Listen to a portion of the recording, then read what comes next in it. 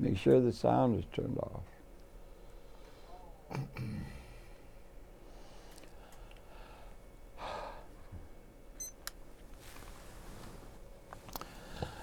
Welcome very much to Conversation. A personal friend and a gentleman of high order, and one of my best friends here in New York City, Jonathn Rubiin. He's a...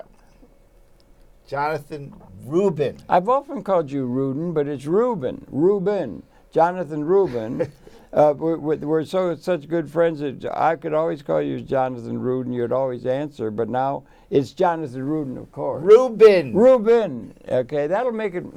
They'll remember it better that way. Now that we made that little mistake, they really would. That's a benefit. Look for the benefits sometimes, and when there are mistakes. And he's a very interesting person who's doing a great deal. His life is an exemplary one in terms of a person who's of great competence and understanding and so forth, but has also been driven in his work and ethical consideration to be concerned with the interests of what is called the least among us, the most disadvantaged.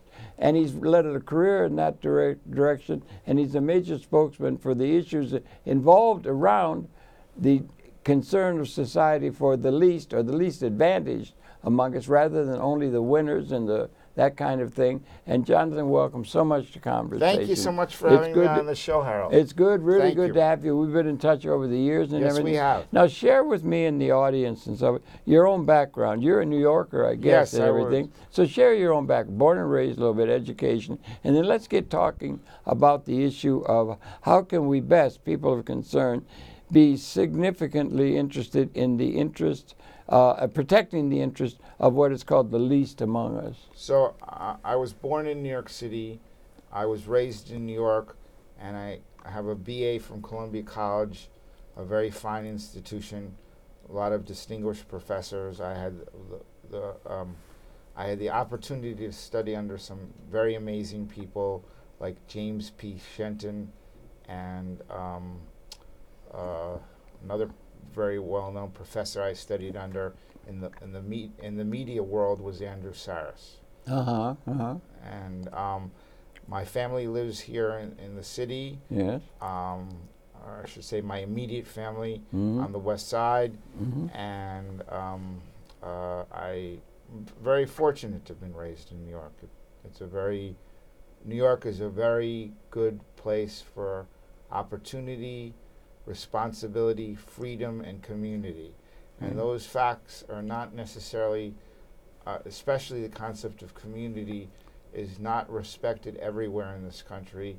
It's not to say communities haven't been able to realize power in other forms than has been realized during our lifetime with non-Caucasians, but there was some opportunity with the election of Barack Obama that communities of a different background were able to realize a person with their interests in mind, as he stated during his campaign. Yeah, wouldn't it be also to say there might have been some people along that pathway of having a more inclusive concern for, as they say, the least among us, by others as well, Abraham Lincoln, Franklin Roosevelt, and there's been the traces of people who are concerned with reform that's going to not just play to the interest of the well-to-do. Well, I want to answer that question very carefully. Okay. First of all, President Kennedy had some major speeches in 1963, the year he was assassinated, and those speeches focused on civil rights and nuclear disarmament. And he actually, President Kennedy, leaped us forward almost 100 years, that it took 100 years for the Civil Rights Law and the Voting Rights Act to be enacted. But at the same time, right before he was president, in the late 50s, there was this concept of, which a book was written about, called Slavery by Another Name. And that sounds like it's people, enslaved. These people were enslaved economically. Yes. They were enslaved economically as tools of various corporations. And one of the groups of people that they mention in the book is U.S. Steel. And U.S. Steel essentially would take a person, deal with a person in a courtroom, and the courtroom would have a case for somebody who was non-Caucasian who was loitering, and the person didn't have ID. So a magistrate, a political appointee who didn't necessarily go to law school, who didn't necessarily sit for the bar, was not even a lawyer, but a political appointee, sort of like Boss Tweed here in New York, who's declared a lawyer, even though he never sat for the bar or went to law school. These political appointees in the South, in Alabama, Louisiana, South Carolina, Mississippi, they would try people in courthouses for loitering and not having ID, and they'd fine them $50 before 1960, and that was a lot of money, number one. And number two, there was a supposed angel in the back of the court who said, don't worry, you'll work it off, you won't go to prison. But they were imprisoned as part of a chain gang as a felon convict. Non-felon convict, non-felon convict. I wanted to be very clear. In other words, they didn't commit felonies. They committed misdemeanors of loitering. I'm sorry I made it... That's quite all right, The point you're making is well taken. Point is, I really want to emphasize the legal transgression or wrongdoing was it didn't even rise to the felony level, and it was a misdemeanor, number one. And number two, and most importantly, oftentimes the magistrate, a political appointee, was not even a lawyer, but he was able to judge in those areas of the South and able to judge people's lives that were taken away who became the tools of big labor, such as U.S. Steel. So U.S. Steel would often employ these people, but the way they employed them, the conditions that they employed them, are probably just as bad as the farm workers had in California up until about 1974, when then Governor Jerry Brown had one of the most forward-thinking workers' laws in the United States, the California Agricultural Labor Relations Act. That's why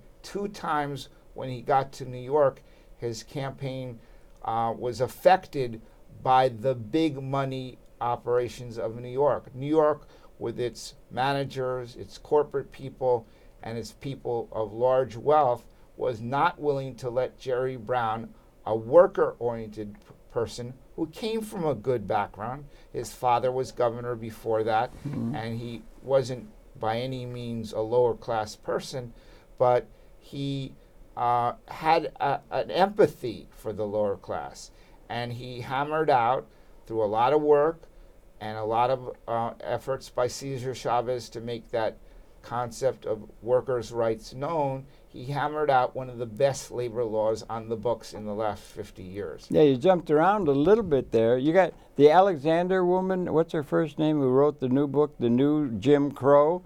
They used to have Jim Crow laws in the South where the... Michelle Alexander. It was a great book, really good. And she's saying that the situation that prevails for a lot of those people who have been treated badly in history, just absurdly badly, the crossing. Well, yes. From Africa. I mean, it was just... the new Jim Crow, I think, focuses on the fact we have a penal state in the United States, a prison state. That's right. We have the largest number of prisoners currently, percentage-wise and number-wise in the world. And many of these people, I believe, as discussed in the new Jim Crow, essentially go to prison not because they're necessarily guilty, but because they can't afford the representation in court of the well-to-do. And it's racially based in many instances, just plain old racially based, but it's ugly racial basis that's been characteristic of many societies throughout all of history. But it's also an economic thing on and race. Economics are considered. Yeah, right. In other words, some of the well-to-do people are not necessarily going to prison as often. Oh, you mean of the racially diverse population of the country? Yes. In other words, some non-Caucasians who are well-to-do have great representation and avoid jail sometimes. But the remnants of history... But I wanted to get to a reason why... Okay, good. By all means, go ahead, The problem with the justice system in the United States... big subject. ...is that yes, there's Gideon versus Wainwright, which is a book. It's the case of the right to counsel for a capital crime. Capital meaning capital murder one or manslaughter or something like that. I'm not familiar. When was that? What period? The 60s. In the 60s, okay. I think, or 70s. Maybe it was the 70s. But the point is, Gideon versus Wainwright. Okay, that's familiar. Got the concept of public defenders and right to counsel in capital crimes move forward. And I was at a conference about a block from here at John Jay College one day. It's right across the street. It was called Gideon at 50.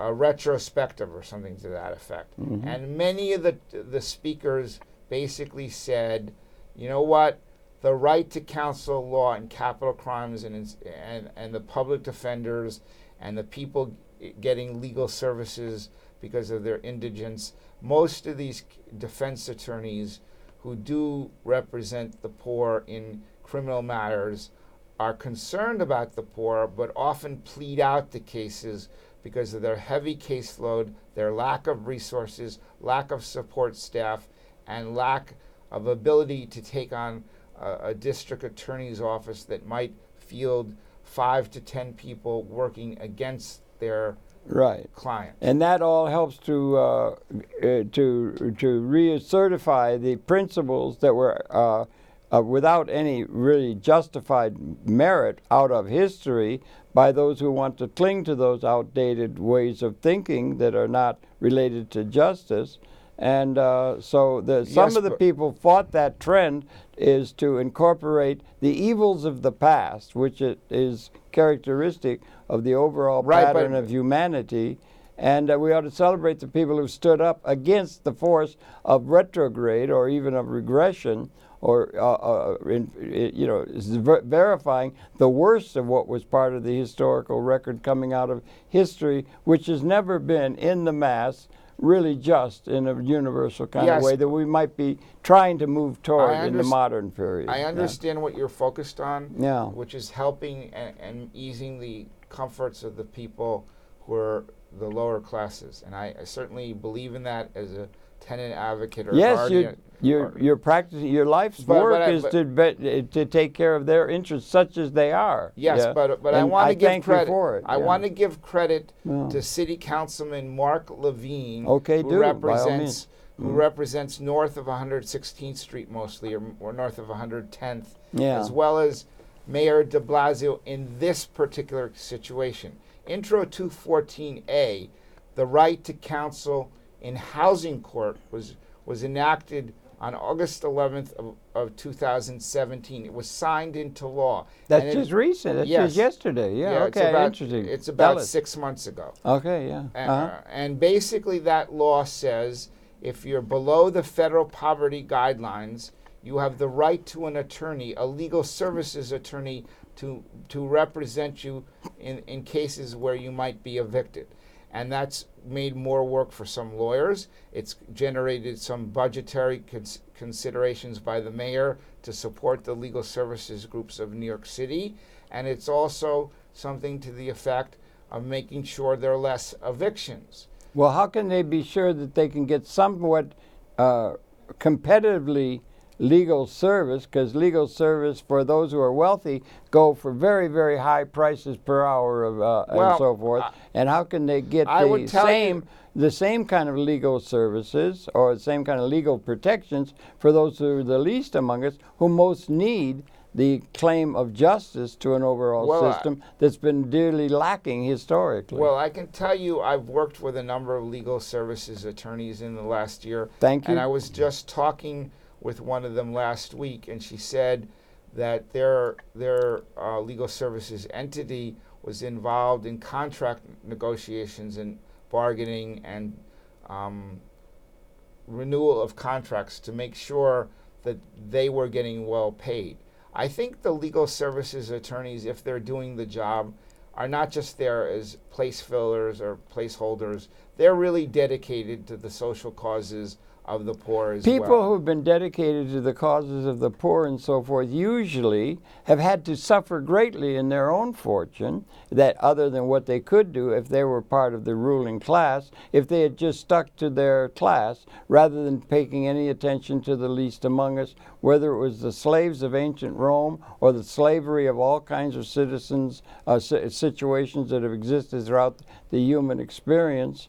So it's a little bit of a question. Is there any hope that we're moving toward a universal justice for all rather than only for those who have large bank accounts in order to hire the best legal attorneys? I have an answer to that. Okay. I have an answer to that. First of all, we are a democratic republic, but we also have been very oligarchical and plutocratic in our government. Yeah. Mostly the business entities and the business associations and the business factions have had a lot of power. In the late 19th century, there were the robber barons, Absolutely. Morgan and Vanderbilt and Chase and Rockefeller. So they made their fortunes. Well, there's no question about it. In this country, yeah. Yes, in the United States of America. But also, even in the third millennium, there has been a horrific pushing forward of the economic system.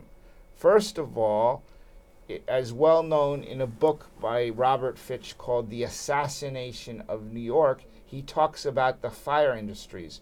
I think that phrase, the fire industry. Firefighting industry? No, I'm going to get to this. Oh, Harold. sorry. Go ahead. I think that was first raised in a report by Sylvia Deutsch. The fire industries talk about how financial services, insurance, and real estate companies not only fund campaigns to the point where they influence decision makers, but much of the legislation and policy work that they want done, such as contracts for development projects or tax breaks or benefits, are pushed forward to the point where those three groups in New York City specifically have had a lot of say of the governing body of this city for almost a half, if not 2/3 of a century. Could you spell them out, the three that you're talking about? Financial again? services. Financial services, insurance. Yeah. Insurance. And real estate. And real estate. Those are huge industries with huge budgets and huge influence throughout historical time. But it's gotten worse on a federal level because there's two Supreme Court decisions, Citizens United versus the Federal Election Commission and McCutcheon versus the Federal Election Commission. No. And they give both corporations and political action committees almost unlimited ability to fund campaigns. Which means that if Vivendi, a French corporation, wants to take over the United States and make sure their candidate is elected president, if they wanted to, it's not that they would, they could probably give a several $100 billion donation to a political candidate. And they could thereby affect the election a great deal. Why is money so important? Well, money buys television time. Money buys radio time. Money buys materials to run a campaign with. Yeah. Money pays contracts for campaign workers and campaign managers. Yes, there are lots of volunteers on campaigns. We know that. Yeah, but the pros. But money talks also. Yeah, and it always has. As it always has. And what's worse than that is we have a new we almost reach a very sad, almost fascistic state in this country with a hostile corporate takeover. Why do I say that? Well, under the President of the United States 2 presidents ago, not the President Obama, who tried his best with an obstructionist Congress that was drawing lines in the sand and saying, you cannot cross, we will not let you.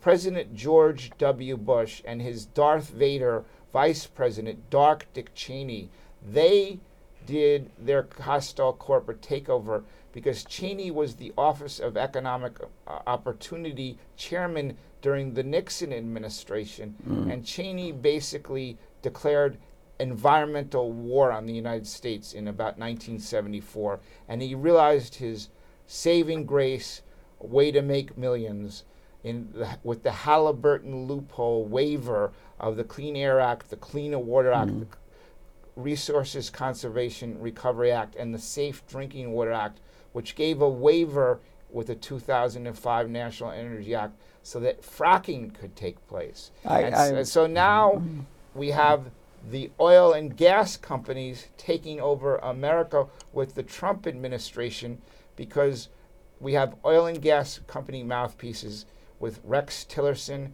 the Secretary of State, with Scotty Pruitt, the EPA chairman, who wants to close down the EPA. This is under the Trump? Yes. Okay, yes. That's coming up current, yeah. And we have Rick Perry, the Department of Energy chairman, and we have a man named Zinke. His last name is Zinke. Zinke, is that his real name? Yes. And he wants to close Zinke. national parks and national monument areas. Yeah. And national wilderness areas. So they really want to do a corporate plundering of as much fracked gas as they can in this country, no matter what. So you've been doing a great deal, and you have good, you know a great number of people of influence and so forth. You could be thinking about becoming a major player. I assume you're not wanting to think about running for a major office of influence on the Republican ticket. No way.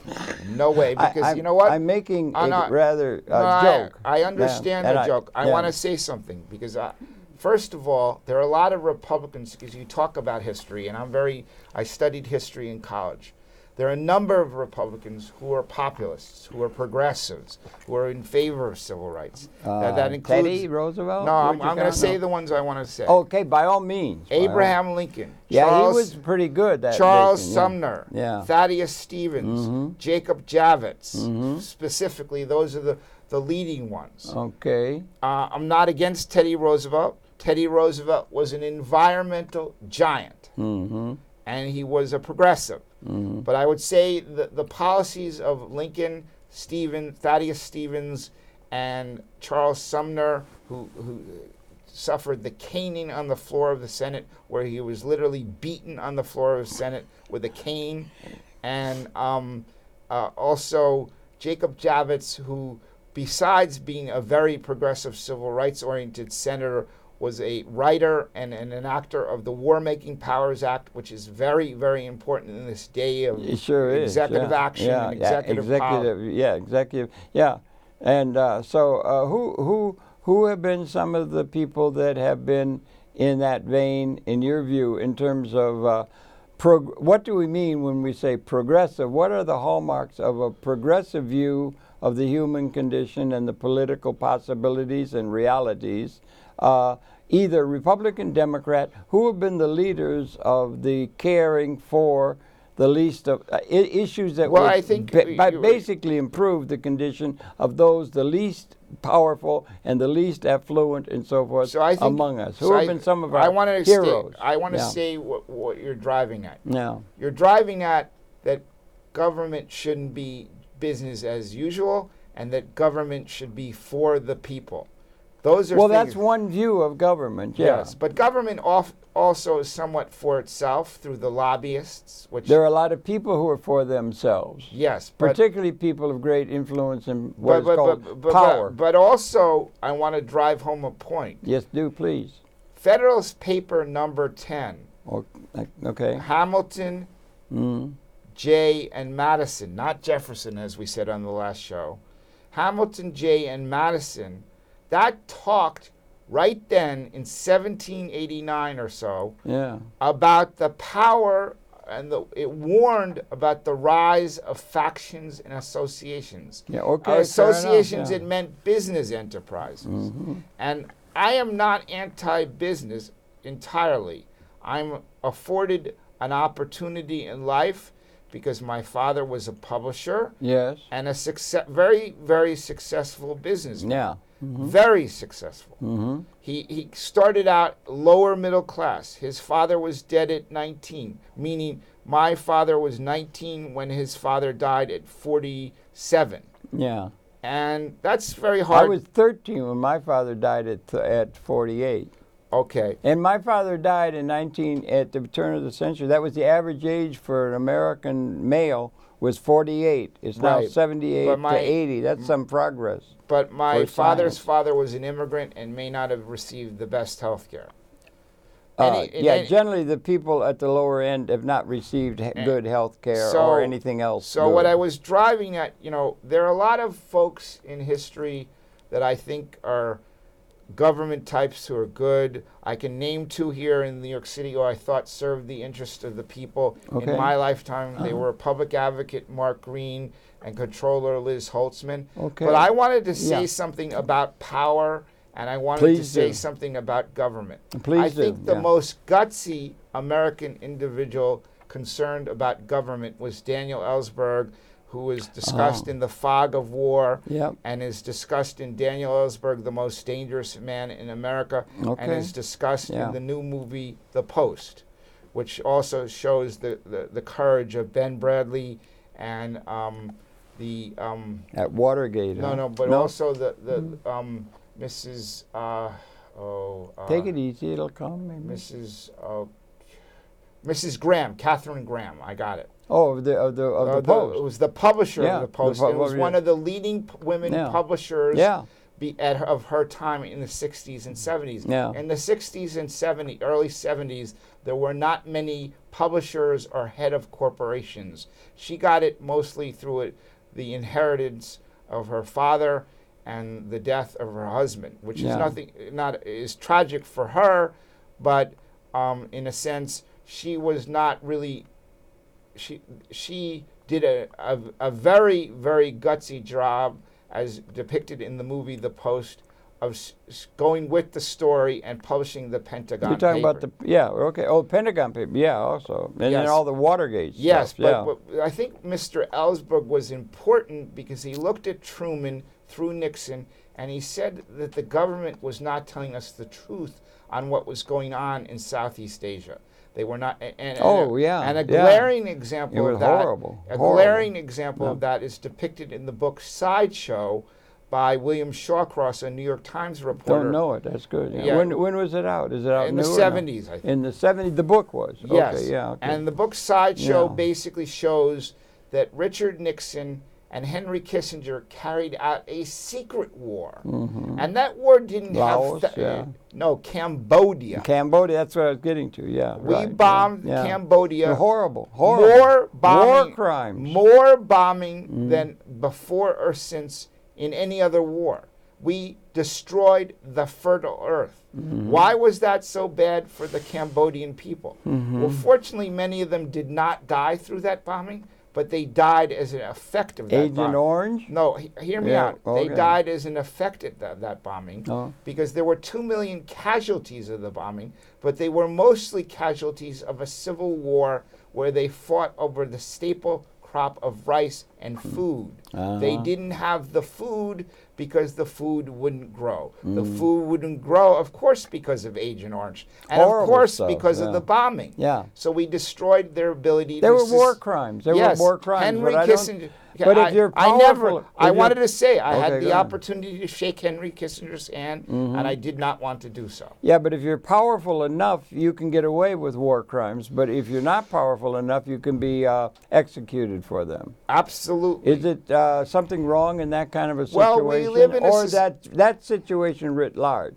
We live in a world where power talks. Yeah. And money talks. Yeah, that's right. And those things are not disseminated the way they should be. We don't live in a democracy. We never No, have. Right, thank you, yeah.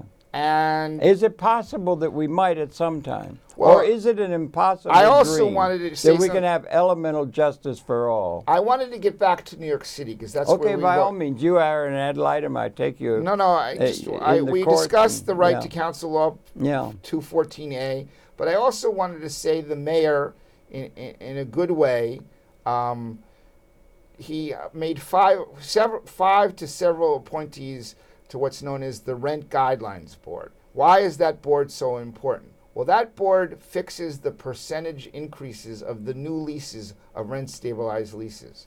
So in What percentage of the I'm gonna get- properties are rent stabilized, and What's the overall picture of the market? I'm not sure. I just think don't know. there are about close to 500,000 rent stabilized and rent controlled. Out of how many that exist? I said I think. Yeah. That's No. not a fact I have at the tip of my fingertips Okay, right now. fair enough, yeah. But I want to say why real estate is so important. We already discussed real estate has a lot to do with who's elected and what they do and what their policies are. I believe that's true for the class, and that's true about how some people from, let's say, the lower classes were able to become into the middle or even sometimes the upper middle class is largely through the appreciation and value of home and real estate properties. Right, but through time. Right, but and they got in on that. Here's the fact on Mayor de Blasio.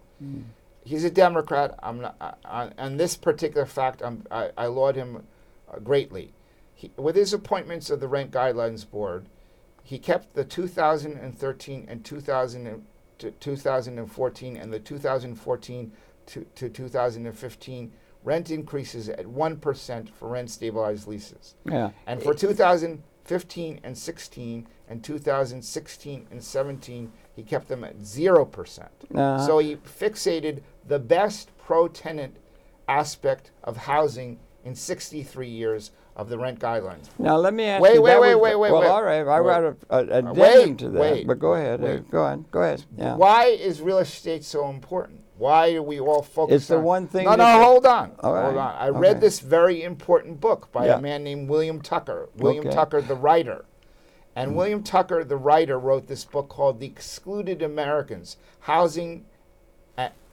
Homelessness and Housing Policy. And in that book, a fact that I understood from that book, which says how important, almost visceral, housing is to our lives. I couldn't agree more. It says that the 1975 fiscal crisis in New York City, which had us at the mercy of the state and federal government, pretty much. New York to Western dropped Ford dead. said in the Daily News headline, I think in 1977, New York dropped dead. So why did that policy problem exist? Well, according to William Tucker, that problem exists because of a very bad tax base for real estate and millions, if not billions, of uncollected real estate taxes, which the government could not use, but were owed to the government. So there we have the probable largest reason. Why could they use it? You said they were owed the money, but they couldn't raise it, or people couldn't pay it? They couldn't use money they didn't have. Or couldn't get, or was not there to be got, maybe. They weren't getting it. There was a big real estate tax collection fraud in that year. Right. Okay. And also, I read another book about how Governor Carey saved New York from the fiscal crisis with Felix Roatan, and that book said that they came in and they visited Mayor Beam's government, Miss Governor Carey and Felix Roatan, and they visited Deputy Mayor James Kavanaugh, and they wanted to scrutinize and really see the books and the charts and the ledgers and everything of what was going on with the money. And they walked out of the meeting and said, "My God, you have no books." So I don't think it's necessarily true now. I didn't say it was. But here's another thing about the books and about the current government. The head of NYCHA, a very embattled agency from the standpoint of lawsuits. Yeah, and spell out what the NYCHA stands for New York City Housing Authority. That's the project. Yes, but it's the largest public housing authority of subsidized housing in the United States. All right. It was started by Mayor Fiorello LaGuardia. He was good with the kids reading comic books. Well, he was more than good with the kids. He was good with the poor, right, with the poor. And caring about the poor. Right. And Franklin Delano Roosevelt. And Franklin Roosevelt. They had the first NYCHA project in 1935. But long about the time they were getting on with this thing called Social Security. Of course, which is very, very important. It's also under attack by the siege. current presidential But saying that Democrats have flaws and make mistakes, which I have to say, is that the executive director of NYCHA, Shola Olotoye, certified to the federal government 50,000 actual apartments were without mold, fungus, and asbestos free, I believe, certainly mold, fungus free. And she knew when she signed off on her name that they were certainly mold, fungus free, that was not true. And more importantly, why did she do it? I don't know. Okay. But the mayor, what do you think might be why? I don't think that they wanted to spend the money to fix the place. Or maybe they didn't have the ability to. No, they have the ability. Okay. But they didn't want to spend the money. But it would have taken a lot of work, and it would have taken a lot of money. But more importantly, you see, that's not acceptable. Because you know what? They started to understand about the poor in NYCHA because this last mayoral campaign had many people spending a night who were mayoral candidates on the Democratic side in the NYCHA housing to understand how the people really live. Really? Yes. They did that deliberately? Or? I think they did it as, deliberately and as a media stunt, of course. As a media, not as a genuine but you see, living experience they wanted to learn. But why from. is NYCHA so terrible? Well, it can take a year or 2 years to get repairs done, or even 3 years. But wait a minute. Wait. Well, all right, but this you're is very, spelling it very all out. important. Yeah, okay. At the time, NYCHA had a bank account for maintenance and repair of $2.5 billion. That's a lot of money. It could take 6 or 7 orders from a judge to get just a paint job done in somebody's apartment. Why is it so bureaucratic, sclerotic? Because they're basically a Bureaucrats bureaucratic. are inherently that way. They're a failure, and one side is taking one bit of information and not getting it to the management office gets the information, or the central repair line gets the information. But getting the information of the repair necessary to the maintenance worker to go out and do the repairs is too slow and too bureaucratic. Why isn't the same principles evolved in terms of the private sector, where people are very efficient at it and market principles are able to function, and you don't have a lot of sclerotic bureaucratic rules that don't comport with the reality in the private sector? I think I agree with you. I mean, business has to be business, or else they go out of business. I agree with you. But you can go on endlessly well, I think the private sector in housing is held more is really held accountable, and people are fined millions, if not millions of dollars if they don't comport. As a matter of fact, in the housing world, which I'm also familiar with, is that there are 2 major real estate companies, Pinnacle Management and Island Capital. And they don't sound like they're so terrible.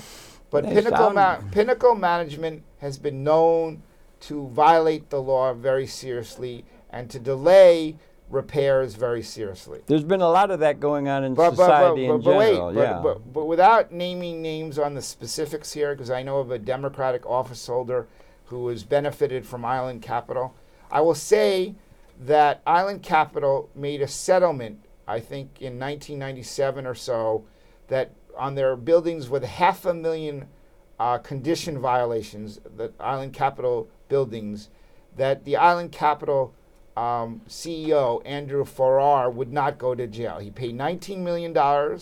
About 15 HUD officials went to jail, and he avoided jail, even though there were 500,000 code violations and condition violations on his buildings in Brooklyn and Harlem. Why don't those sort of violations and so forth effectively build in to all the people who are operating within the private sector profit-making world? No, they do. Why don't they have them enforceable? They do. They do? They don't seem to be. They do, but they don't. They don't have to. They let market forces do it. Yes, the market forces are, if you want repairs, you have to start an HP action. You can't What's get an HP housing policy. Is that act. for somebody with a real estate property within the private sector who's renting apartments? No, they don't. No, they that's just, for that's they, yeah. They They don't take out, have those they kind take of out HP, those bureaucratic problems. They take out HP actions against private landlords. They do that.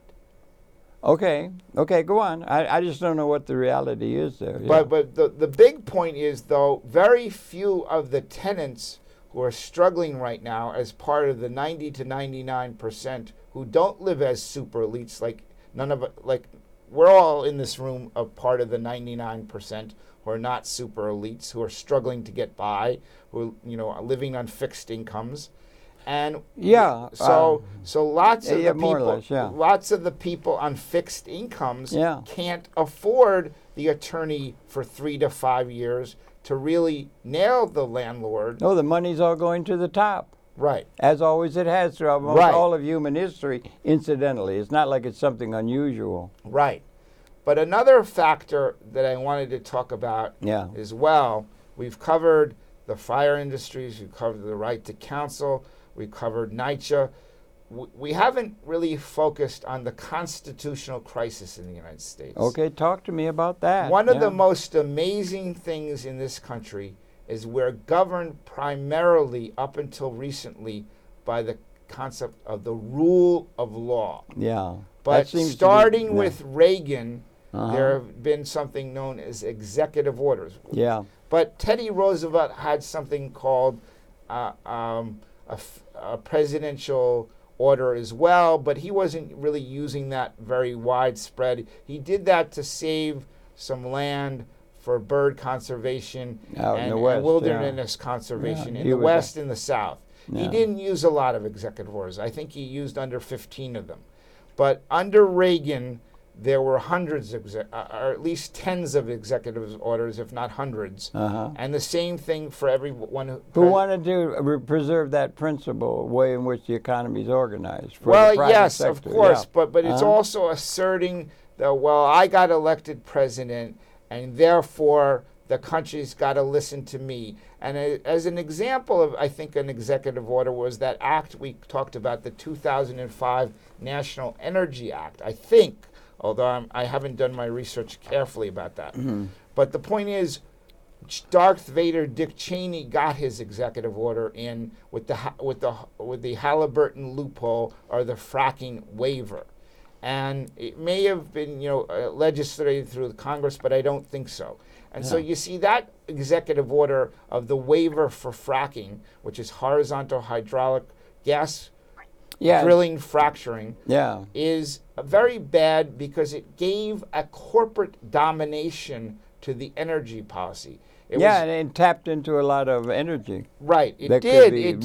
But it did. It drove us forward as the #1 energy producer on the planet. Yeah, right. So, and natural gas. But at the same time, you see, it did that in such a way that we're living with fracked gas as a federal dictate in our homes here in New York City, and we don't even know the chemicals going into the frack injection. No, and it's all protected.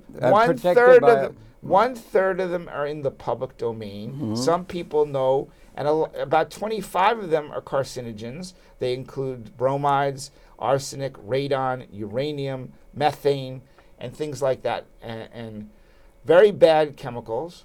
And 60% of them are out of the public domain as what's known as proprietary trademarks.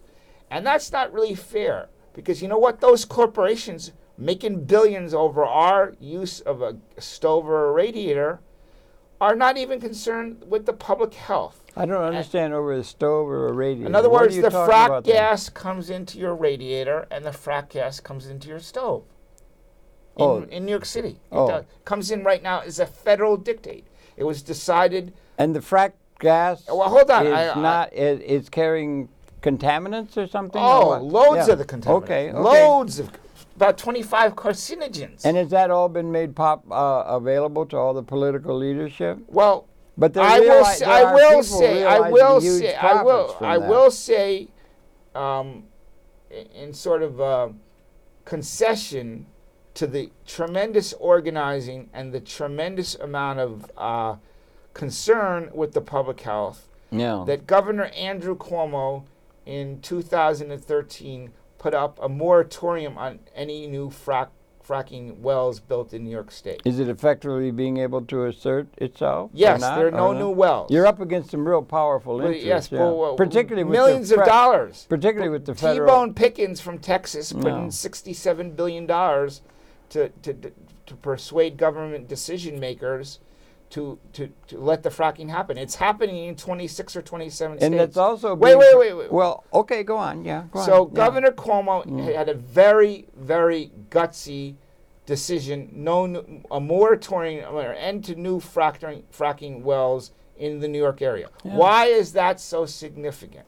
Well, it's got to do with global warming. no. Ultimately, No, yeah. you're not understanding. Well, perhaps so. Yeah. Okay, there's go an ahead. Spell it out. economic and a government picture that I guess you're unaware of. Yeah, the maybe. Marcellus Shale in western New York has the best fracking reserve shale gas Available. in the world. Yeah. In the world. Okay. It's the Saudi Arabia of the shale gas in the world. Right. Why is that an economic significance? Because there's, Well, there's a need for energy in the world. Yeah. Yes, but it's also of economic significance because in the 70s, we were party to the gas crisis where there was the boycott. And we were not getting gas from the Mideast boycott of allowing gas to come into the United States. Right. Why was Number that? Was two, that coming from what? From Saudi Arabia. But that was coming from the Middle East. I said the Middle East. Yes. Against the issues around Israel. Correct. And so forth, but then, also right. the other economic picture was that if Governor Cuomo had allowed the fracking, there would have been millions, if not billions, in tax revenues from the corporations that were doing the fracking. And also there would have been temporary employment for thousands of people. But now they're getting without having to pay that. I'm going to get to that. Okay. And there also would have been landowners who were struggling landowners, barely making a living, barely surviving, who would have been able to sell the underground water rights to these fracking corporations for millions of dollars. Now, as you're right, you're perfectly right. They're getting the gas anyways. Because of the FERC, the Federal Energy Regulatory Commission in 2013 or 2014 said, you know what? In the Gansevoort down in Soho It's an area it's called Gansevoort. Soho. Yeah, but the Gansevoort is in Soho. What is the Is that a club, a dance club, no, or something? it's an area of land. It's an area of land. Oh, okay. They're getting. Is that down by the courts? No, it's west. There used to be. It's on the west side. Okay. They're getting the Spectra pipeline to bring all the fracked gas from Delaware and Pennsylvania into New York. So they're getting the gas, and it's a big labor boon, which is secretly being not discussed with the public, because guess what? They're ripping apart all the New York streets.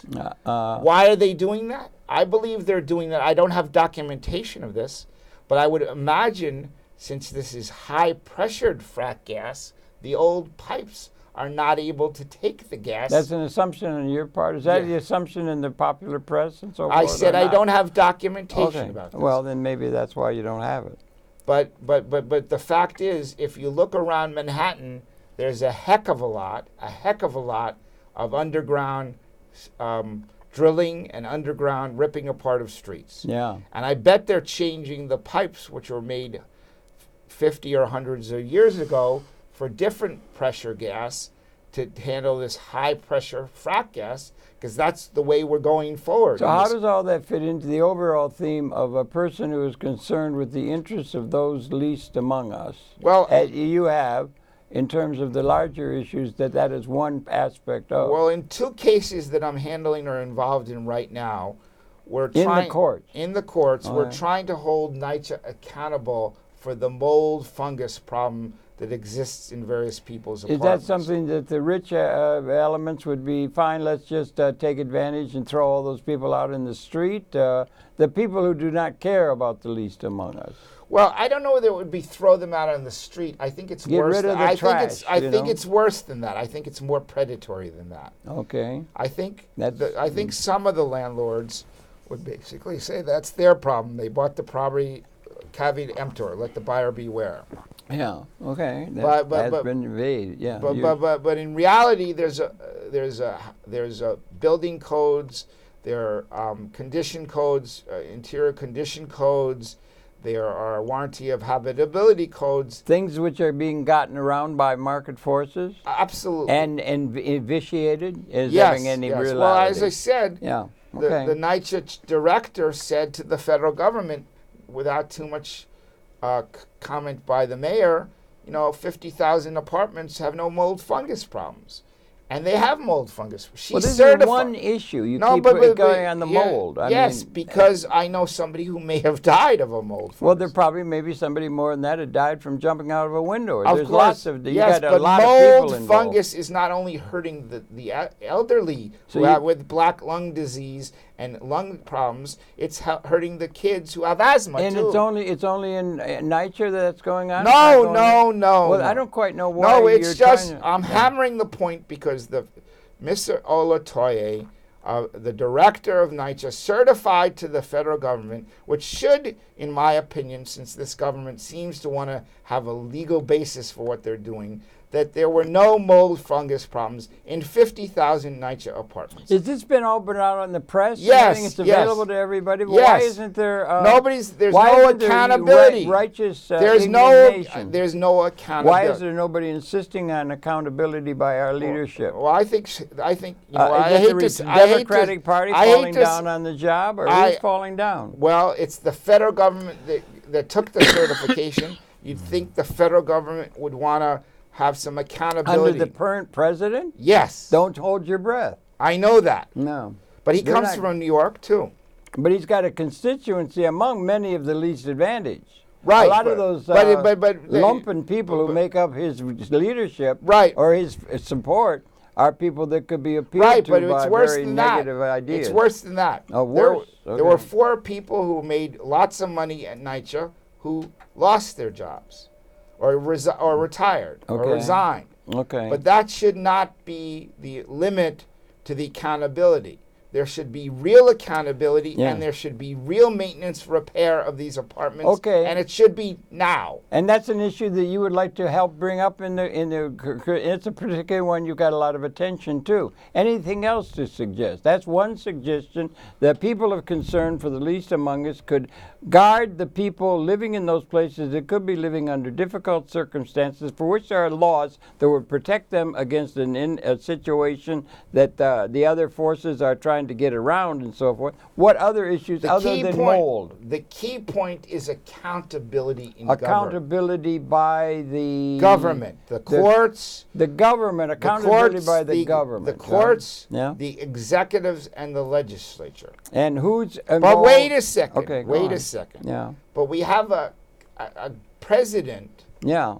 Who, at the center of disease control, has banned the use of the word climate change. Yeah, well, that's right. He's got a lot of other things too. But that's a big one. He's got a big support base, yeah. But that's a big failure because you know what? The people in Latin America and South America and Africa and Europe and Asia are affected by the climate change.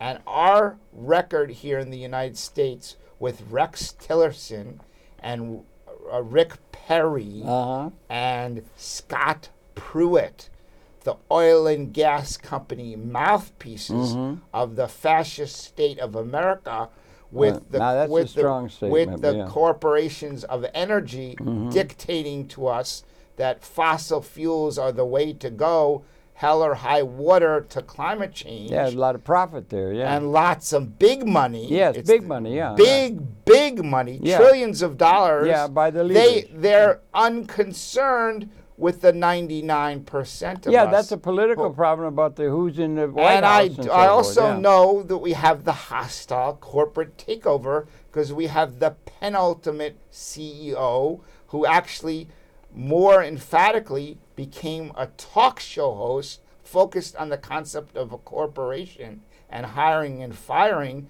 Who are you talking about? Trump was. Oh, Trump. Yeah, Mr. Trump, our president. His talk show host. Yeah. About corporate firing. You're fired. It was called. I think. He's playing right into their hand. He's got a political base that's very, very supportive of him. Right, but the political base may be naive about health effects of what these corporations are doing. Well, that could be, but then there's other issues involved and everything. But that is something, and he's saying just let the market go, and then everybody. It's all the market. It's all the market. Yeah, well, they're market fundamentalists. They're market fundamentalists. Yes, but you know what? The public fundamentalists. But the public health has to hold them accountable. Well, they don't want a bunch of busy bureaucrats in the government telling them what to do. They know what to do to make a profit and how to make them. Right, but there's going to be there may be hell to pay on November 2018. Well, we got an election coming up, and that's one way in which, in a democracy, these kind of issues are dealt with. But and guess what? Guess what? Yeah. Paul Ryan, the House Majority Leader, one of these corporate honchos, he doesn't want to run again because he's basically concluded he's going to lose not only to a Democrat, but to a Working Families Party member. Well, that may happen, and Mr. Trump's approval rating across the whole society is very low. I mean, it's the worst approval rating ever, I think. Yes. Yeah, but he's got a tremendously fanatical, almost support base among a great deal of the population. Because he's playing into the hands of two ideas.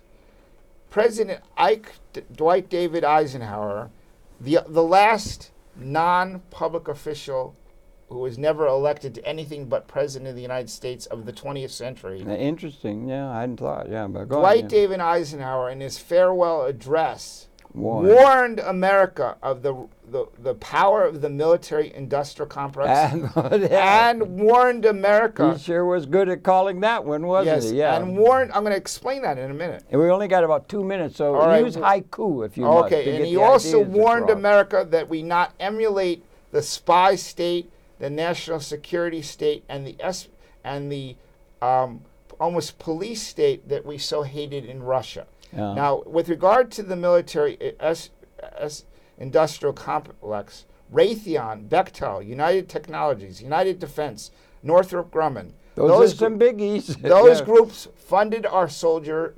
supplied our soldiers in Afghanistan, Iraq, and on the other side of the military industrial complex, contracts with America, have the American government contracts to do community building and infrastructure building and rebuilding of Afghanistan and Iraq. Yeah, it's a different proposition, isn't it? Yeah, well, that would be something that might benefit the least among us. But it also on a world scale. But it controls the economy entirely. Yeah, yeah. Because it means these corporations not only fund our wars, but they fund our rebuilding of the countries we destroyed. We have an election coming up next year. That's going to be something. And then there's all this is coming to a fro. But I'm glad that there are people like yourself and everything who are doing something and have as a concern, the real honest-to-God concerned, rather than informed by a particular political philosophy, which is a lot of politics and everything. And I take my hat off to you and your fellow members who are concerned with that, and to all the people over the long haul.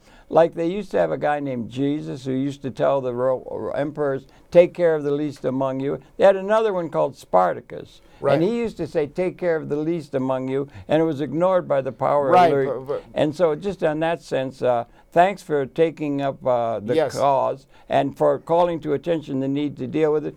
We have to shut off because you have nothing. We have 20 seconds left. All right. So use haiku literally if you got a real point to make. Governor Jerry Brown was he's retiring after this year, and his organization before he ran for Attorney General was We the People. And you see, this other guy Brown's looking for impeachment of our president. Right, but you see, the basic thing is we the people have to take back the government for ourselves. Well, we got an election to take care of that. Okay, ladies and gentlemen, thank you. That's it. Thank you so much, Harold. My pleasure. Always good talking to you. Keep up the good work. Thank you for being. We'll be coming back again tomorrow. Thanks a lot. So over and out for now, and the beat goes on. Okay, thank you.